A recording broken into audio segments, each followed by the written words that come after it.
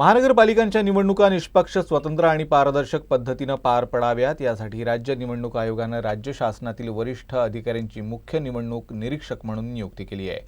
नागपूर महानगरपालिका निवडणुकीसाठी विभागीय आयुक्त कार्यालयातील अप्पर आयुक्त डॉक्टर माधवी खोडे चौरे यांची मुख्य निवडणूक निरीक्षक म्हणून नियुक्ती करण्यात आली आहे।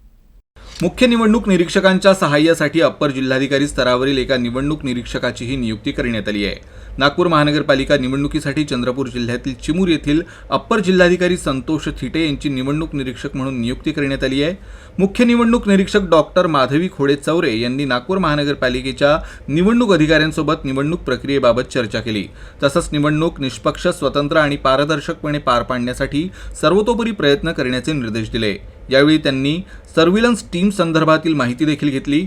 मुख्य निवडणूक निरीक्षकांचे कार्यालय रवी भवन येथील कॉटेज क्रमांक 11 मध्ये कार्यान्वित करण्यात आले आहे।